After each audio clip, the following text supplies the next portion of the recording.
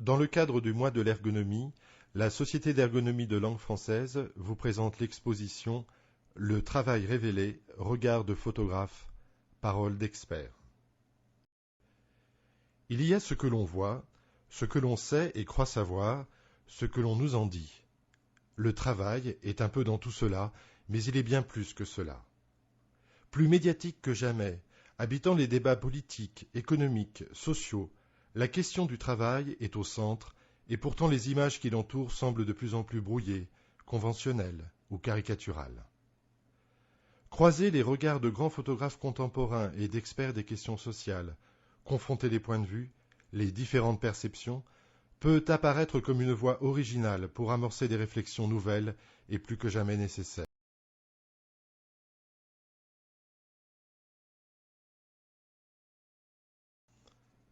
Une image.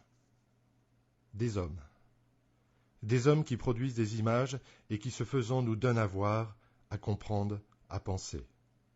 Une révélation aussi. Voir tout à la fois, le visible et l'invisible. Le travail de l'ombre, l'indispensable à l'œuvre finale, le sans qui rien n'est possible. Le travail n'est-il pas avant tout ce qui ne se voit pas? Et dans la lumière, ce qui est manifeste et que l'on saluera? Cette dualité si forte est toujours présente dans le travail, celui de l'usine, du siège social. Or, la force de l'ergonomie n'est-elle pas de mettre en lumière ce qui restait dans l'ombre, de porter à la connaissance le travail invisible? Le rôle de leur vie pour ces opérateurs. Cette image s'impose alors comme une introduction, une amorce unique des questions qui nous préoccupent. Sophie Prunier-Poulmer, maître de conférences en ergonomie, Université de Paris-Ouest, Nanterre, La Défense. Seul, dans un désert de livres encagés, en casiers encodés, éloigné de ses collègues, sans pouvoir échanger, il se déplace, au long du jour, sous lumière artificielle sur l'infini de chemins bétonnés.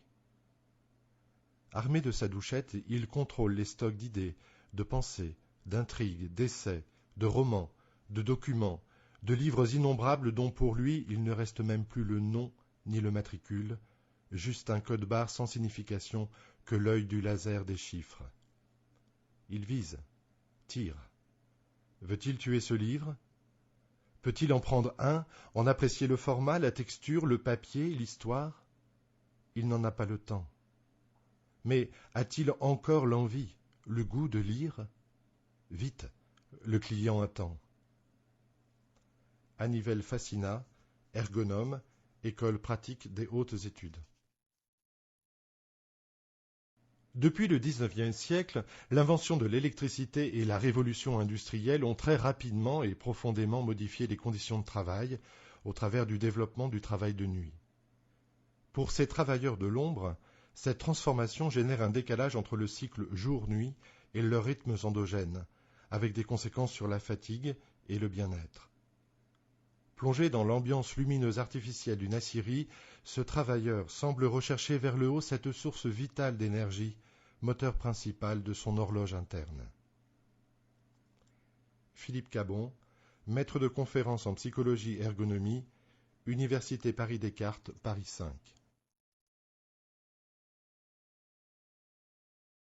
On a toujours besoin d'un plus petit que soi. Image ironique de la puissance industrielle contrainte de faire appel au bras d'un OS juste armé d'une pelle, outil rudimentaire datant des âges les plus reculés. Comment cet homme voit-il sa tâche? Que pèse-t-il aux yeux du concepteur et du conducteur de la machine? Charles Cadebois, psychologue du travail et ergonome, directeur de recherche CNRS.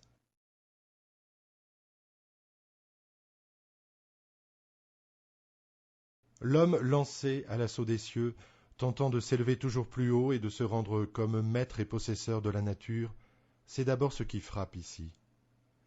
C'est donc la dimension transformatrice du travail qui est mise en scène avec ce très beau rappel de la double nature du travail qui, tout en émancipant, enferme l'homme dans ses ouvres. L'homme se dresse sur le bout de fil de fer, sur cet artifice humain qui en retour le retient et l'emprisonne dans une forêt de construction purement humaine, d'où toute nature a disparu. Ibris.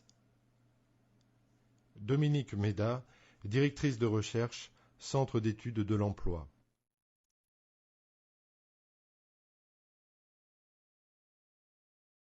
Qu'est-ce qu'un environnement de travail favorable?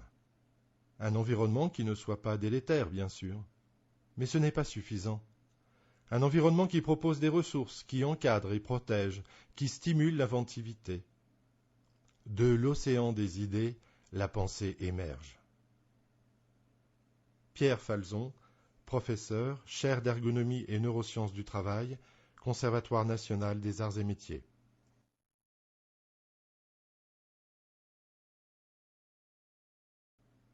Une activité d'équilibriste où l'environnement minéral et la température glaciale imposent de travailler vite pour rester le moins possible exposé au blizzard.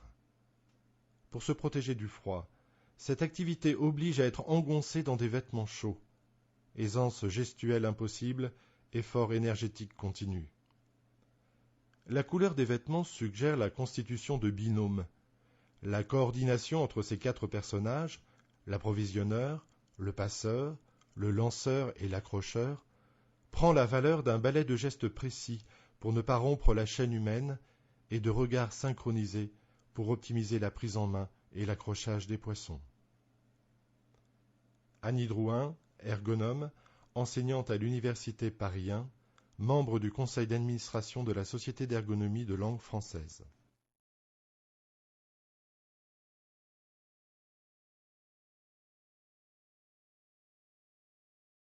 Ces photographies ont été exposées à la mairie du 13e arrondissement à Paris en mars 2009 et au musée des arts et métiers pendant l'été 2009.